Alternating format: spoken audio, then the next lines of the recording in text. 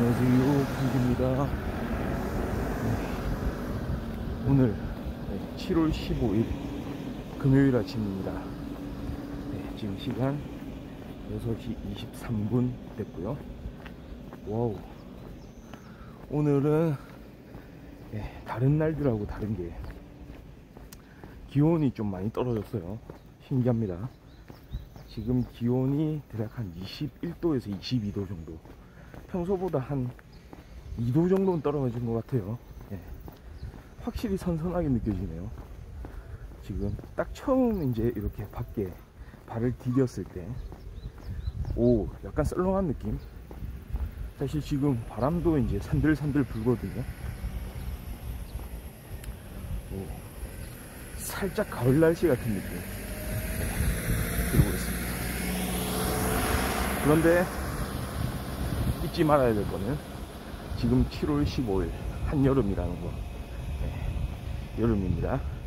이따가 낮에는 기온이 올라갈 거예요. 아마 32도 정도까지 올라간다고 하는데요. 일교차가 꽤 큰 편입니다. 한 10도 정도, 10도 이상 날 수도 있습니다.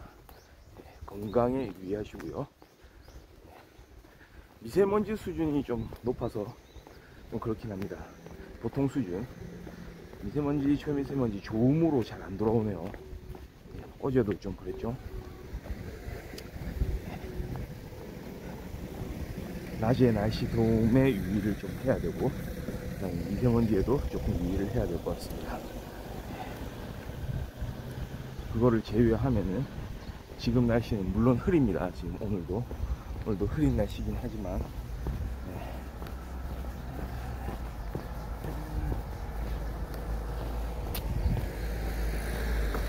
흐리긴 하지만 그래도 선선해가지고 참 괜찮은 날씨네요.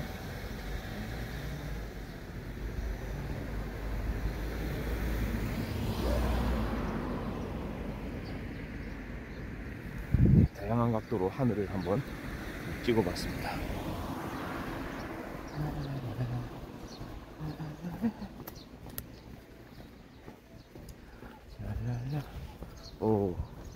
지금 날은 흐린데도 기온이 낮아서 그런지요, 습도가 또 그렇게 높은 것 같진 않아서 좀 쾌적하다고 느껴질 만한 그런 날씨예요. 오늘 같은 날 이렇게 아침 산책 한번 해보면 좋을 것 같습니다.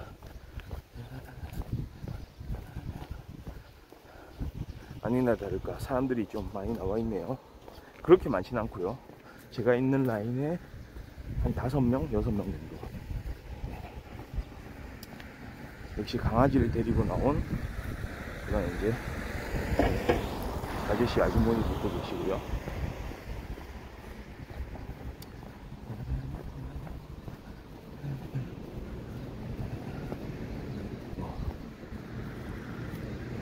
오늘도 이렇게 금요일 아침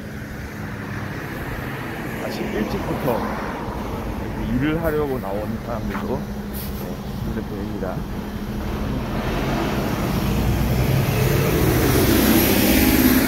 방금 버스도 지나가고요. 이른 아침부터 이렇게 산업 역군들이 활동을 시작했네요. 자꾸 내려갑니다. 괜찮은데.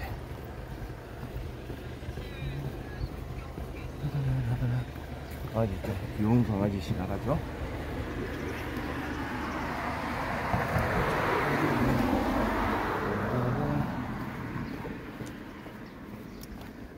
요즘에 좀 그런 이야기를 많이 합니다.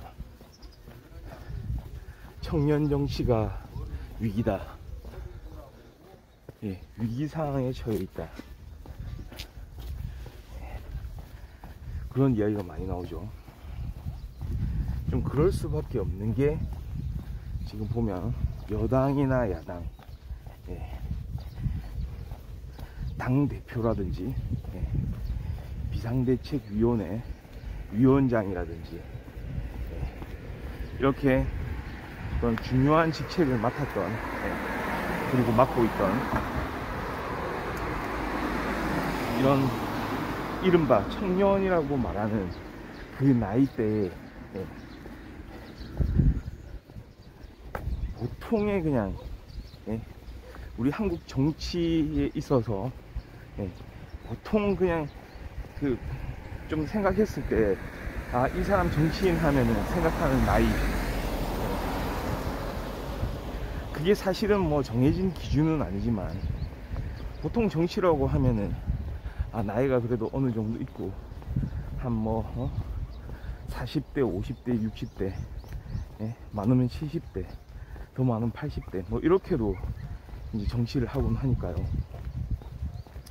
그러니까 정치란 이렇게 어떤 기성세대의 영역이다 라는 생각을 많이 가지고 온 게 사실이라고 봅니다. 저는 제가 봤을 때. 그러니까 청년 정치가 중요하다고 말하는 사람들도 사실은 은연중에 정치하면은 그래도 나이하고 좀 비례하는 경향, 그러니까 정치의 참여도 자체가 나이가 좀 많을수록 참여도가 높다, 약간 이런 인식, 은연중에, 그게 옳다 그르다는 아니고요, 은연중에 그런 인식들을 많이 가지고 오지 않았나. 한국 정치의 현실이 좀 그랬다고 봅니다. 실제로도 정치를 하는 사람들, 정계에 있는 사람들, 뭐 국회의원들이겠죠. 그런 소위 말하는 지도자라는 사람, 정치 지도자라고 일컬어지는 사람들도 연령대가 높았던 게 사실입니다. 그리고 또 상징적인 의미가 있는 부분이 있죠. 바로 대한민국 헌법이죠. 대통령이 출마하기 위해서는 대통령의 피선거권이라고 하죠. 피선거권을 가질 수 있는 사람이 만 40세가 되어야 되거든요. 나이로 정해놓고 있습니다. 물론 국회의원은 헌법에서 정해놓고 있지는 않지만 국회의원이 되기 위해서도 기준이 있죠. 성인이 돼야 가능하겠죠, 당연히. 공직선거법 상에 나이 기준이 있을 겁니다. 근데 대통령에 대해서는 그것보다 더 가혹한 기준이 있는 거죠, 말하자면. 그러니까 한국의 현실에서는 예를 들어서 30대의 최고 결정권자, 예를 들어서 다른 나라 같은 경우는 뭐 대통령도 그렇고요, 아니면 총리, 그렇게 최고 결정권자가 이제 되기에는 이렇게 법적인 기준이 따로 있기 때문에 제한이 걸리는 거죠. 그러니까 어떤 의미에서는 이런 만들어져 있는 기준이 예전에 어떤 어린 사람들이 이렇게 정치를 하기 위해서 이렇게 나설 수 있는 어떤 환경, 그런 토대가 처음부터 좀 제한이 돼 있었지 않았나, 그런 부분을 생각을 할 수가 있고요. 그리고 그렇게 계속 이렇게 이어져 오다 보면 사실은 어떤 청년에 대한 관심이 좀 젊은 연령대에 대한 관심이 조금은 줄어들지 않았나, 이렇게도 볼 수 있는 건데요. 그런데 이게 작년 그리고 올해는 특히 총선도 있었고, 총선이 아니죠, 대선이 있었고, 그 다음에 지방선거가 있었습니다. 그러니까 큰 선거 2개가 있었죠. 그 다음에 지방선거를 하면서는 또 국회의원 보궐선거도 같이 했었어요. 그러는 과정에서 어떤 청년 정치, 그러니까 청년이 이제 정치에 이렇게 이제 가담하게 되는 거, 들어오게 되는 거, 청년들의 생각이 좀 중요해지고,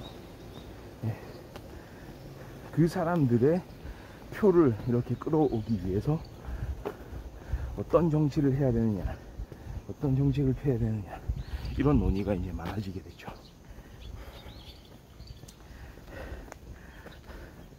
그래서 지금 보면은 여당 야당 가릴 것 없이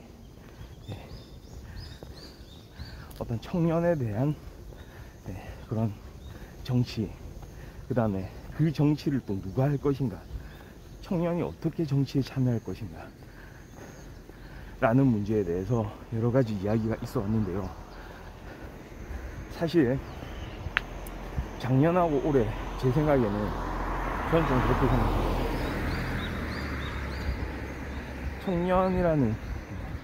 청년의 정치라는 게 화두가 되면서 많은 발전이 있었다고 생각합니다. 어떤 청년의 정치 참여에 대해서 지금까지 없었던 새로운 환경들이 조성이 되고 새로운 이야기들이 나오기 시작했거든요.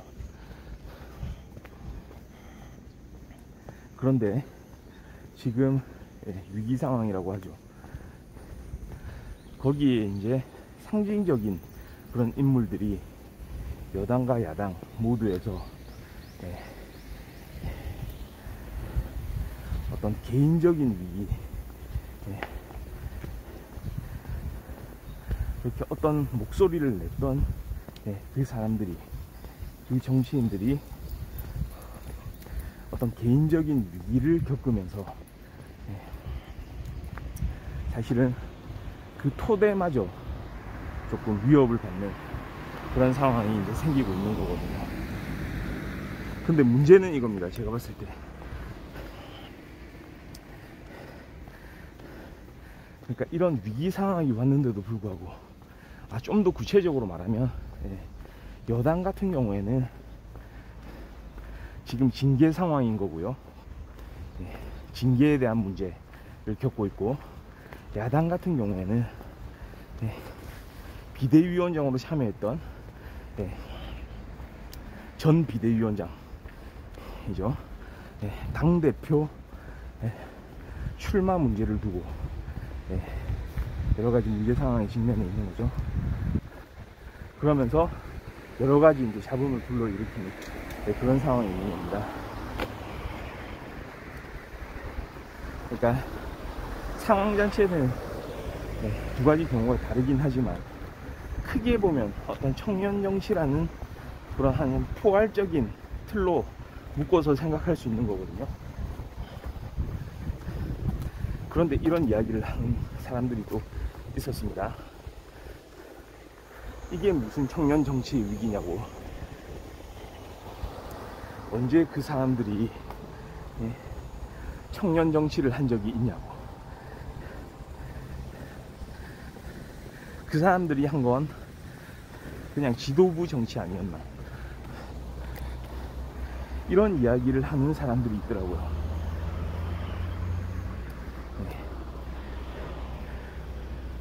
그리고 그런 일들은 본인들이 자초를 했고,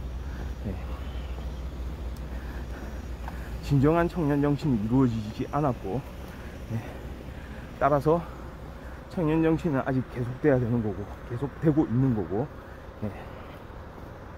이건 청년 정치 위기가 아닌 거다 라고 이야기하는 사람이 있더라고요. 근데 한편으로는 저는 좀 그런 생각이 들었습니다. 이런 이야기야말로 손바닥으로 하늘을 가리는 게 아닌가. 한번 생각을 해보고, 어떤 청년이 참여하기 위한 정치를 하기 위해서는, 그리고 청년이 대상이 되기 위한 정치를 하기 위해서는 어떤 측면들이 필요할까요? 어떤 요소들이 있어야 될까요?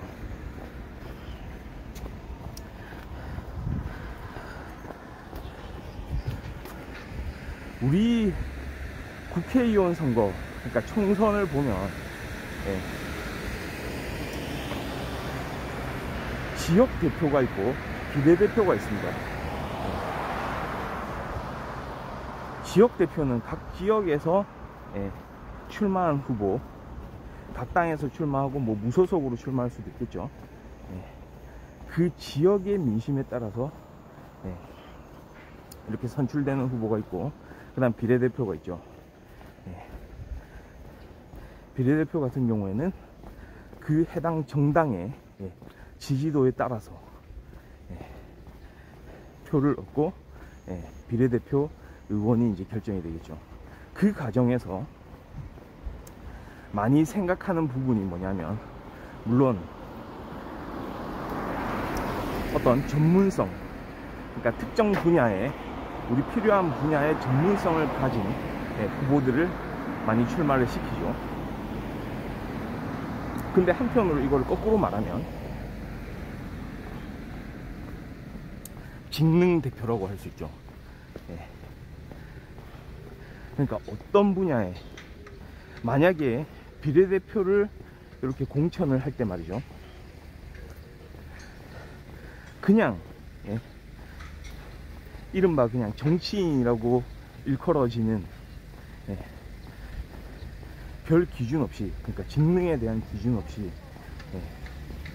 누구나 어떤 정치를 할 것이냐, 그냥 본인의 이제 생각들만을 취합을 해가지고 자신들의 이제 철학에 맞는, 어떤 이념에 맞는 사람들로만 구성을 한다면,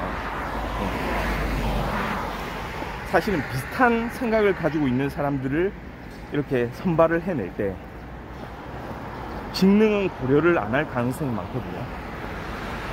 그러니까 다 똑같은 일을 할 수도 있어요. 심지어는 똑같은 계층의 사람이고, 똑같은 지역에 거주하고, 똑같은 연령대고, 똑같은 성별이고,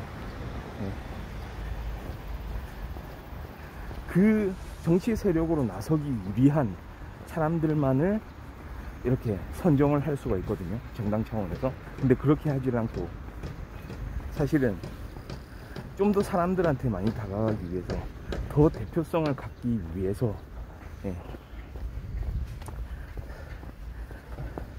그런 후보들을 선정하는 데 있어서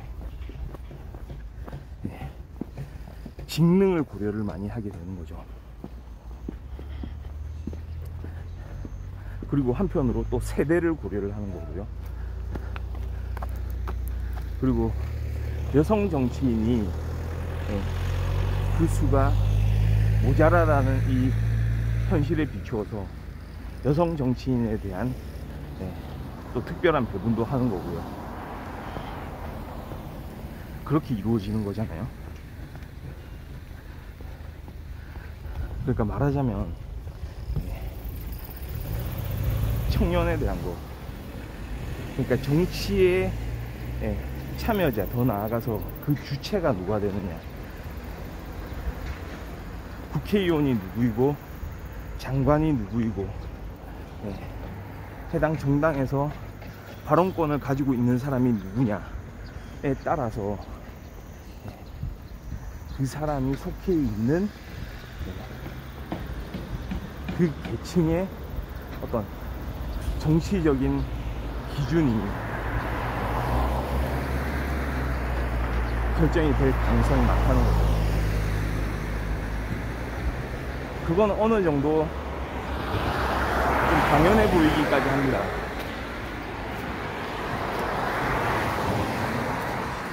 자기가 소속돼 있는 그 분야에 대해서 많이 알 뿐만 아니라, 보통은 말이죠, 그 분야를 더 발전시키기 위해서 노력하게 돼 있는 게 일반적인 상식으로도 보이잖아요. 그렇기 때문에 그 정치를 누가 하느냐, 누가 이 분야에 발언권을 가지고 이야기할 수 있게 되느냐, 이게 중요한 거거든요. 저는 그게 반이라고 생각합니다. 아니죠, 반 이상이 될 수도 있다고 봅니다. 그러니까 그런 의미에서 지난 1, 2년간 어느 정도 저는 청년 정치에 꽃을 피우지 않았나 생각을 하거든요. 그리고 이 양당의 이런 대표성이 있는 이 정치인들이 말이죠, 저마다 상징적으로 가지고 있는 본인의 정책들이 있어요. 여당 대표 같은 경우에는 공정성을 제일 큰 가치로 이렇게 가지고 나왔죠. 공정성 화두.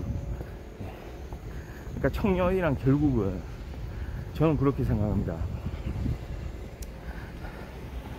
그 대상에 대해서 어떤 지원을 해주느냐, 지원금을 얼마를 주고 뭐 대학 등록금을 얼마나 또 감면을 해주고 뭐 장학금을 얼마나 많이 주고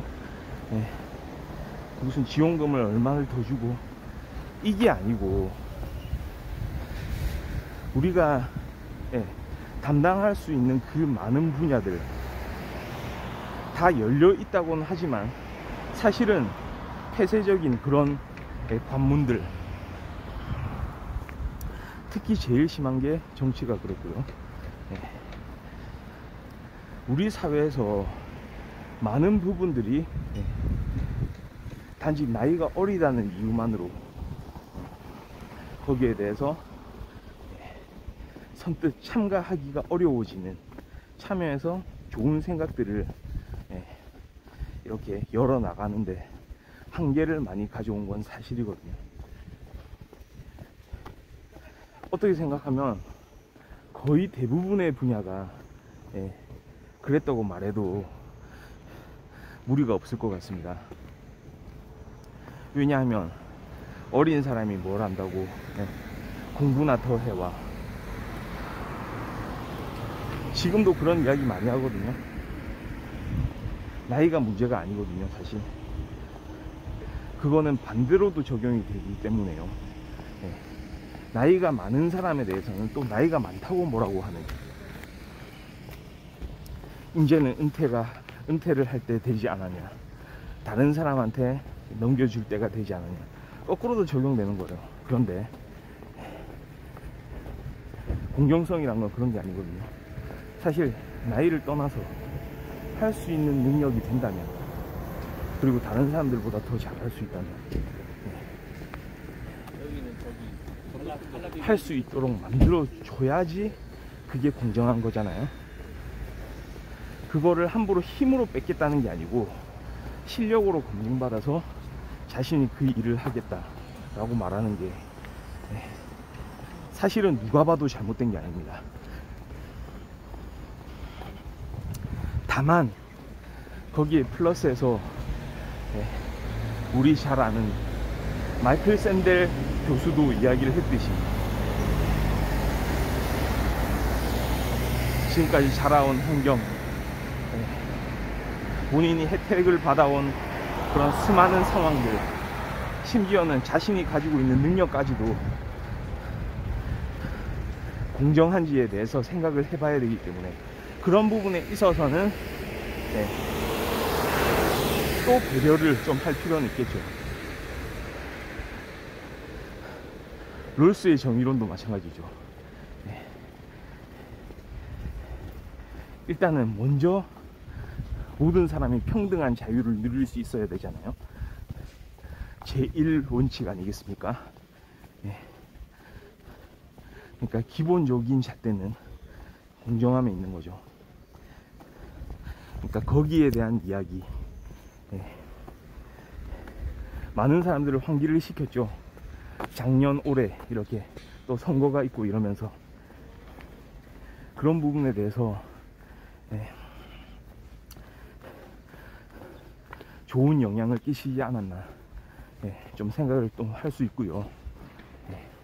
그러니까 본인이 사실은 어떤 삶을 살았고 어떤 과오를 저질렀고 뭐 어떤 좋은 일을 했고, 이거를 막 다 하나하나 들추어내면서 따지는 게 아니고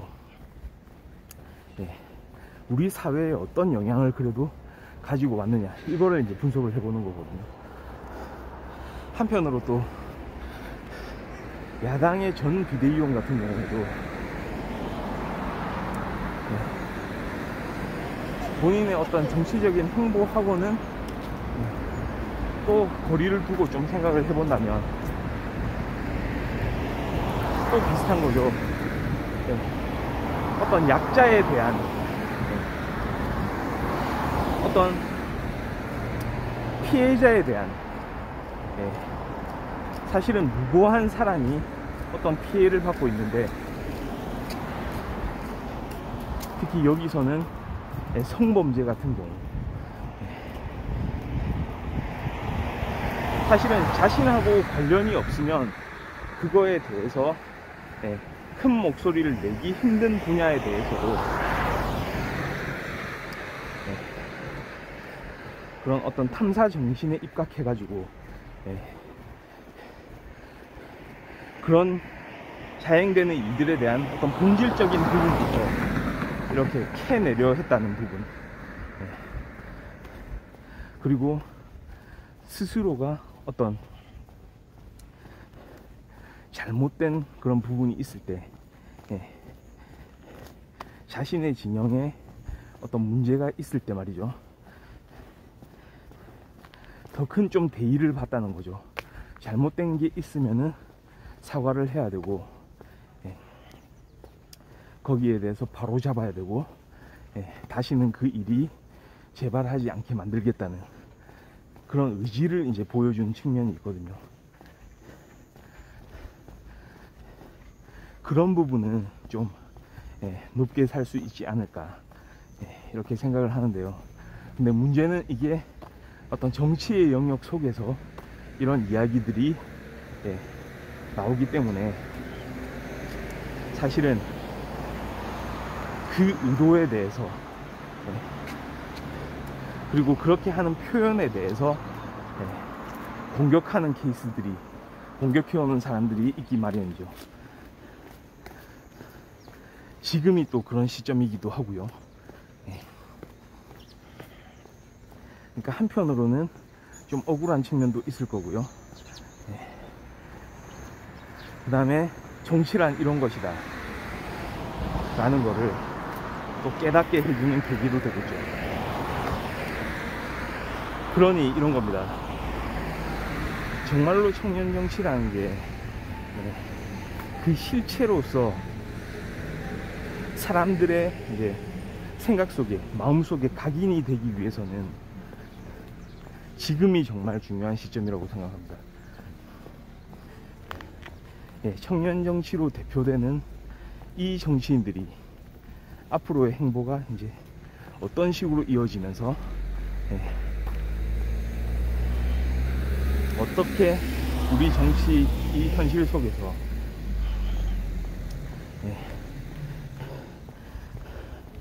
더 좋은 그런 환경을 만들 수 있을지, 어떤 방식으로 말이죠. 그 방식에 대해서는 아직 정해진 바가 없습니다. 너무 그 선택지가 넓습니다. 꼭 정치에 참여 안 해도 되거든요, 사실은. 하지만 어떤 방식으로든지 목소리를 내겠죠. 다시 일어설 수도 있고요, 조용히 사라질 수도 있겠죠.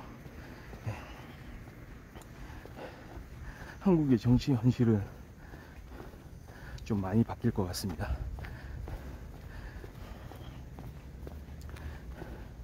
그러니까 두 가지죠.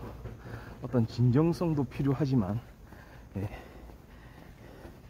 이런 위기 상황을 넘어서기 위해서 어떤 또 전략적인 판단, 정치적인 판단을 해야 되는지에 대해서 그런 많은 고민이 있어야 될 걸로 생각이 되네요. 와, 지금 시간 6시 52분 지나고 있고요. 와, 날씨가 좀 선선한데도 불구하고 이렇게 오르막길을 많이 올라오다 보니까 또 땀이 많이 나네요. 걷는 풍부 7월 15일 금요일 방송은 여기까지 하고요. 저는 또 내일 토요일 좋은 이야기로 다시 돌아오도록 하겠습니다. 시청해 주셔서 감사합니다. 바이.